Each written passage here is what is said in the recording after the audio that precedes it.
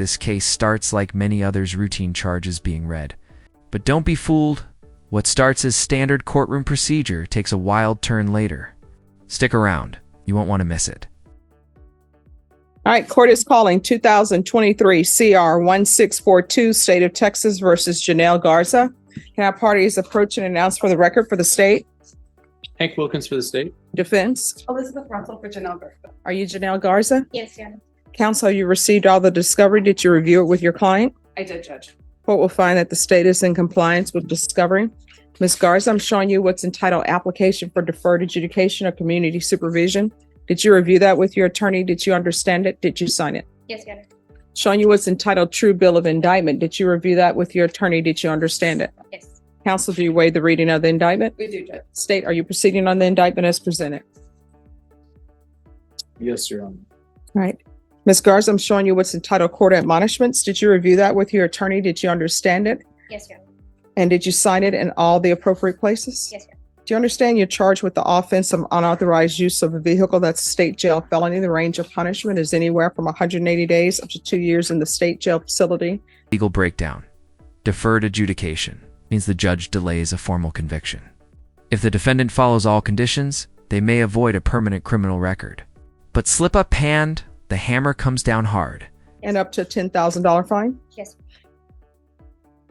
After reviewing state's exhibits 1 and attachments, the court will find there is sufficient evidence to find you guilty. The court will defer finding of guilt as you've applied for deferred adjudication. Are we proceeding with sentencing? We are, Judge. Anything you wish to say on behalf of your client? Yes, Judge. Ms. Garza, at the time of the offense, had been a drug addict for several years. When she was arrested, it was her first felony arrest, and it scared her. It scared her enough to get clean and to get a job. Since May 10th of this year, she's been clean. She did it on her own without going to rehab because she couldn't afford to go to rehab. And she's been clean for over 6 months. She has reconciled with her mother, and she's been employed since June of this year.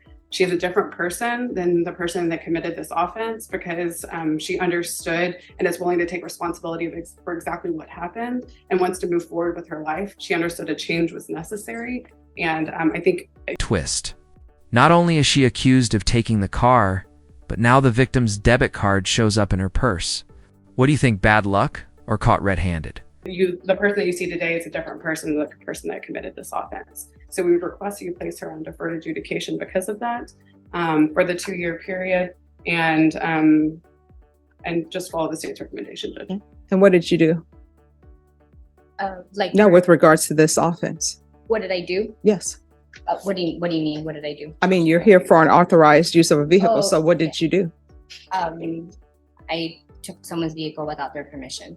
All right, because the police report is saying, at least he's saying he was drugged after meeting a female at a bar. That's what I mean, you seem shocked. That's what's in the police report. Have you read it? I went over it. It's just Yes. I didn't read that exact part. Oh, that yeah, said it that says- he was drugged, but I understand. So was he drugged? No.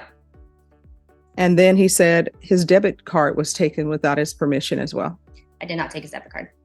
Well, they found it in your purse. That's what the police report says.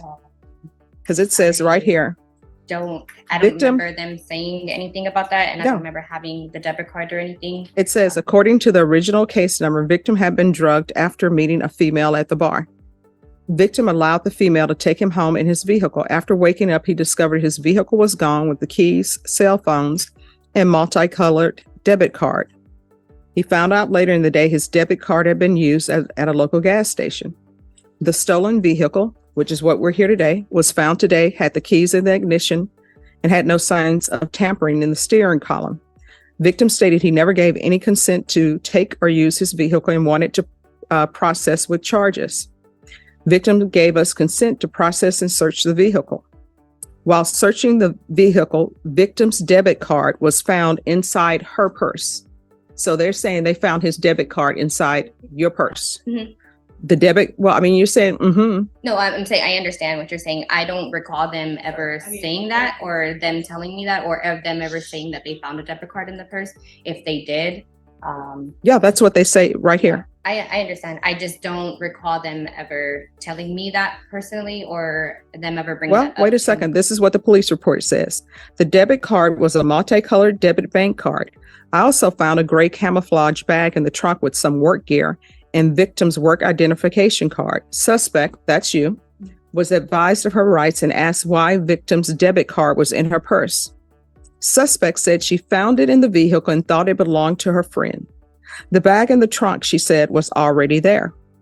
She said she Imagine your lawyer just finished praising your sobriety, and then you casually admit you smoked weed yesterday.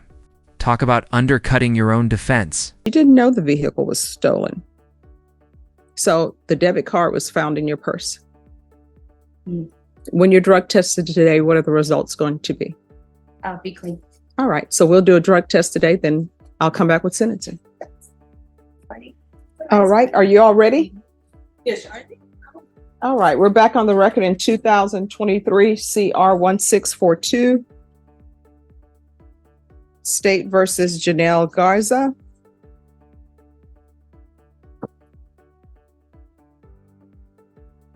So when's the last time you used marijuana? Yesterday. All right, so what your attorney was singing your praises about how you've gotten your life together and you did it all on your own. So why are you using marijuana? Well, I guess I should say I got my life together. I used to use meth for 5 years. I'm sorry, what? I used to use meth and amphetamine for 5 years. That's what I've been clean for the last 6 months. But marijuana is illegal here in Texas. So why are you using marijuana? It just helps me with my anxiety. That's basically it. All right. But as a part of the program I and would taking know. responsibility, Yes, when ma'am. your attorney was singing your praises, talking about how you clean and sober, you Yes. know that sobriety does not mean that you're using marijuana. You should have stopped her and said, wait a minute. Let me tell you something. But you didn't. You waited till you got caught. I mean, You did. that's your opinion, yes. And No, that's true. Let me ask you this. Did you interrupt your attorney and tell her, I'm not clean and sober because I'm using marijuana? That's yes or no. Did you tell her that? I told her that I was using marijuana, yes. I mean, when you were before the In seconds, her job as a nanny is gone. Judges don't play when it comes to probation and child safety. Actions in court ripple far beyond the courtroom walls. bench. But because I just feel like there's different types of sobriety. For me, the meth use was really bad. So, Well- and I couldn't carry a job for the last 5 years. And in the last 6 months that I have been sober from methamphetamines, I have been able to get a job and get a car and see my daughter every day and be a mom and be present. You're not allowed to use marijuana while you're on probation. I understand that. And I understand that I would not be able to use it and I won't use it. But do you understand you're not clean and sober? Yes. And So what do you do for a living? I'm a nanny. Oh, not anymore. I don't allow people on felony probation to be nannies, to be home health care providers, and especially someone who's not clean and sober. And who are you a nanny to? Is this a relative or somebody? Yes. Sister, cousin, who is it? All right. So that job is over with today. You understand? Yes. So how far did you go in school? I went all the way through high school. I graduated and I went through some trade school. I had my medical assistant. I went through medical assistant school. I finished that. And where are your children? Right now she's at school. And how old? Do you only have one I child? only have one. She's 14. And does she live with you? Yes. And my mom and my grandparents and my other family.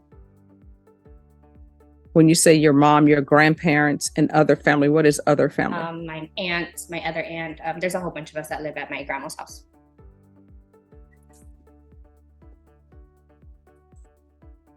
All right.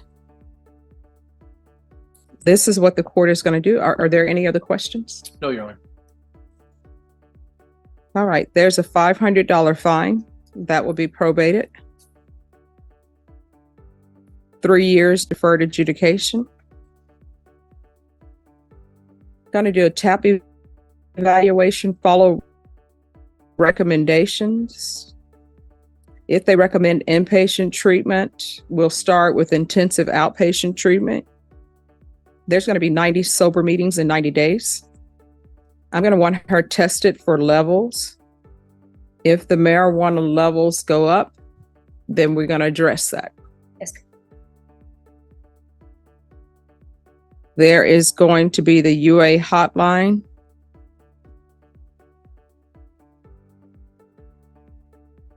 Regular reporting by Zoom or in person.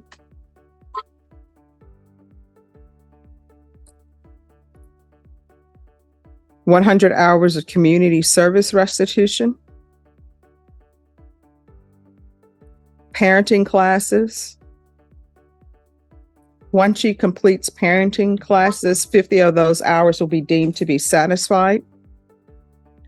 You're either going to get a higher level education, or either you're going to complete trade school or whatever you're going to do. That's going to be required. And once that's completed, then the remaining of the community service will be deemed to be satisfied. Proof of employment within 30 days. There's to be no employment as a home health care provider or with minors. There's to be no unsupervised contact with minors. Other than her daughter, accurate? No unsupervised contact with minors. With her. I'm sorry? I won't ever be unsupervised with her. I'm sorry, what? I won't ever be unsupervised with my daughter. All right, My mom always is there with her. thank you. And do you have any CPS history? There was a long time ago, but they were both closed and dropped All right, and what was the CPS history concerning? due to my meth use. Okay. I'm going to want field visits.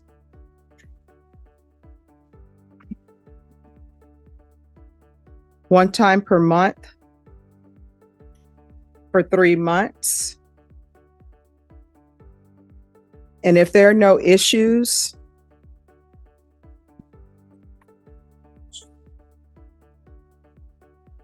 then it'll be one time every 4 months.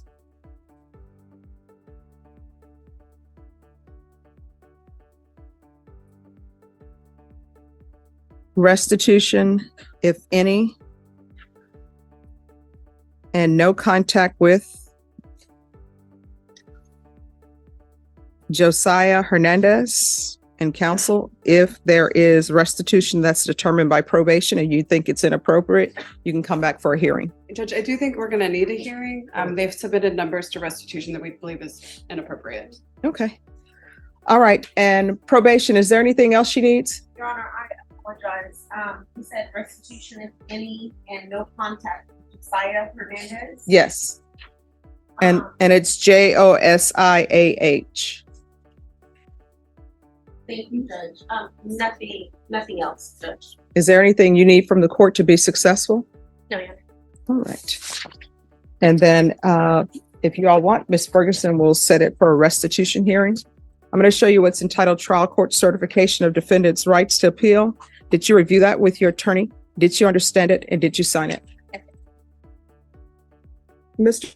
Crispin, I don't understand why you're here. You're supposed to go to inpatient treatment, the end. No, you're supposed to go into inpatient treatment, the end. So you're scheduled for lifetime recovery on November 14th. That's where you will be. I believe it's the 14th.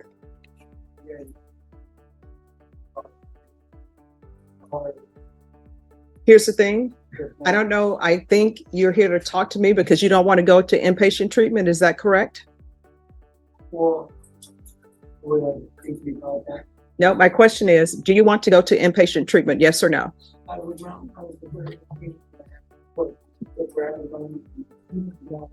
right, you're going into inpatient treatment, Mr. Crispin. We've been dealing with your matter for months now. So you're scheduled for inpatient treatment. That's where you are headed. Go ahead. Oh, no, he's going to go on his own to lifetime recovery. Okay. You were still up in the air. Mr. Crispin, I want you to hear me carefully. All right. You are going into inpatient treatment at lifetime recovery, the end. Sure. Thank you. Why is there a double whammy on the same project? I'm sorry, what? Why is there a double whammy? There's not a double whammy. You never bring documents that are requested of you. No. Here's the first thing. One, you were supposed to bring documents of the military service to Veterans Treatment Court. They never received it. Yes. I went and told you on the SSI office. Do you have it? I didn't even receive it. I have one. No. My question is, do you have your military records? I have to have an addendum with the UQ 15 addendum because my social's off here and my birthday's off in the Social Security office. The only way they're gonna accept it is I had to get a birth certificate. That's the way I get a birth certificate. Because I had to have my father be living in California or it take even longer. I was 30 to 60 days to get because that's what we spoke about. All right, so Mr. Crispin, this is what we're going to do. While, Mr. Crispin, this is what we're going to do. While we are waiting you to get those documents, you'll be in inpatient treatment at Lifetime Recovery. And then Lifetime Recovery will make sure you have ample opportunity to get whatever paperwork that you say you need. But this has been going on for a long time, Mr. Crispin, and it's been going on too long. So I just wonder, maybe it's just of the courts. Like, Right now, where you go, and now they judge actually ordered for you to go to the same supervision backgrounds. no, I'm gonna go and go like all the directions I always have with this part too as well. So whatever you say, I have to do. But Okay. I'm just asking for the eligibility to talk to you because my only confusion is that we spoke about it and then you gave me pressure on that for the 90 days. No, that was never addressed. For I example, gave forms for the 90 days. no, let me just tell you this. I had already put in place that you were supposed to do 90 meetings in 90 days. 90 meetings, time out. 90 meetings in 90 days is not taking the place of you not doing what the court has asked of you.